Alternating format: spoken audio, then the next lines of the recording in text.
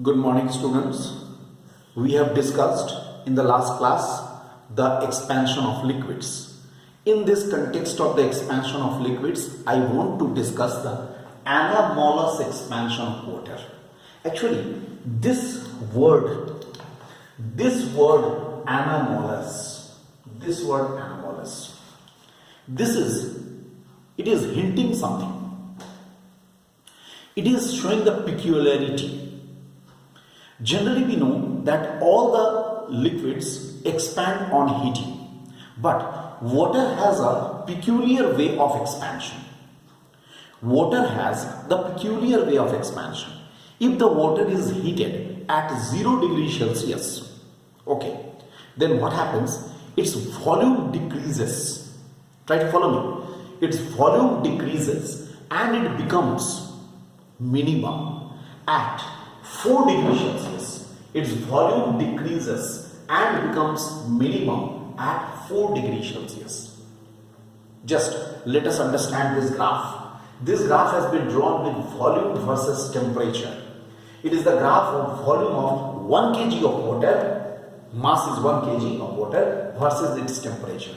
Then what happens? Since water has the density also 1, so its volume becomes 1 meter cube. That is minimum at 4 degrees Celsius. Look the graph. It is 100 degrees Celsius. Afterwards, it is coming to 4 degrees Celsius. They are the minimum volume, and after that it is expanding. See, it's an anomalous type. Just in the similar way, we have already discussed that if the volume decreases, then the density increases, and vice versa. So, similar type of the graph we have drawn here. Look, this is density, graph of density of 1 kg of water versus temperature. 1 kg of water, then what will happen? Its density will be 1 kg per meter cube, that is maximum. Density becomes maximum at 4 degrees Celsius. The density becomes maximum, volume becomes minimum, and density becomes maximum at 4 degrees Celsius. Density maximum होने का मतलब क्या हुआ? Density will be maximum at 4 degree Celsius. इसका मतलब वो उसके बाद जब भी हम हीट करेंगे उसका डेंसिटी जो है, उसका जो डेंसिटी है वो घटता जाएगा, कम होता जाएगा. इसका एक प्रैक्टिकल एप्लीकेशन है, इसका एक प्रैक्टिकल इंपॉर्टेंस है. Aquatic animals, right? The animals which are there in water, suppose in winter areas, in colder areas, right, where in the pond, suppose the water at the top surface here, it becomes ice because due to the lowering of the temperature. But water, what about the water here? Obviously, water which is in contact to this ice is 1 degree Celsius, then 2 degrees Celsius, then 3 degrees Celsius successively. I have shown 4 degrees Celsius at the bottom because density is maximum. If the density of water will be maximum, it will subside at the bottom. The water will be subsiding at the bottom. So the aquatic animals may survive here. Otherwise, if the whole thing could have been frozen, then there is no question of life of aquatic animals. Just see the nature. This is a natural phenomena. It's a natural phenomena. So what happens? The aquatic animals may alive there at 4 degrees Celsius at the bottom. They can be there. So this is a practical importance of this anomalous expansion of water. So you mind this, anomalous expansion of water is a very remarkable thing, and the expansion of water is completely different from the other expansions of other liquids. With this, expansion portion is complete.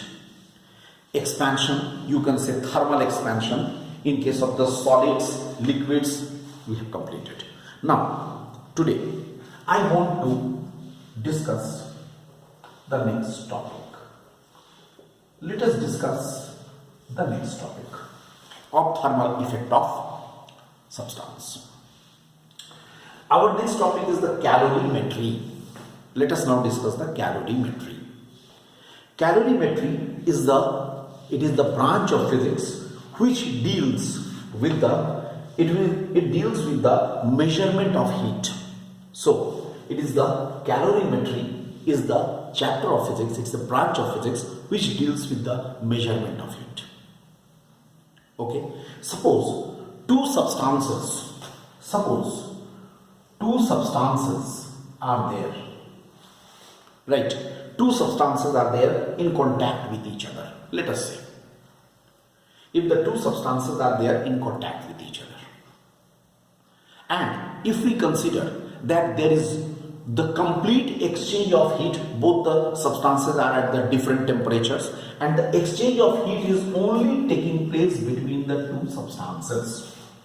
Exchange of heat.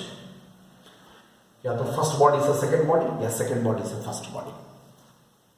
If it happens, in that case, what happened? If the heat exchange is taking place only between the two bodies and no heat is lost in the atmosphere, no heat is lost in the surroundings, then heat gained by your body, heat gained by a body is equal to the heat lost by another body. Heat gained by one body will be equal to the heat lost by another body, provided there is no exchange of heat between these bodies and the surroundings. Okay. Now, to discuss this chapter, okay, we use a copper vessel,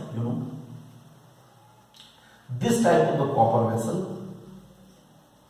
It's a copper vessel. Mind this vessel is a copper vessel which is here provided with a stirrer. It is called a stirrer. Suppose a liquid is taken, it can be stirred with that. So this is known as the calorimeter. Calorimeter, again I repeat, calorimeter, the whole thing, calorimeter is a device, is a vessel made up of copper and it is provided with a copper stirrer. And suppose in this calorimeter we take, let us say, most common liquid is water. Water is the most common liquid that has been taken. Suppose this is water. What will happen? Suppose the calorimeter is at a normal temperature, say room temperature. Okay, what will happen? Try to follow me. Suppose I pour some hot water inside this calorimeter and I cover it with an insulating material. It is covered by an insulator.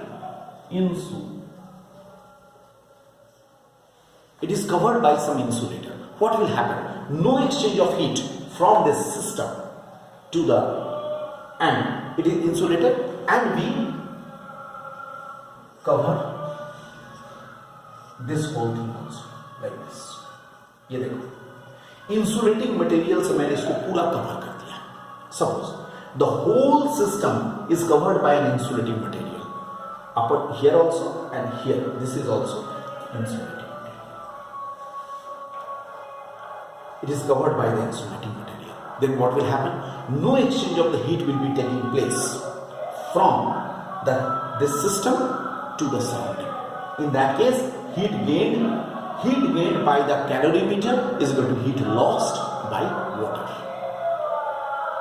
Okay, and ultimately what will happen? Both will be coming to a common temperature. Okay, so this is about here. In the next lecture, I am going to continue it. Alright.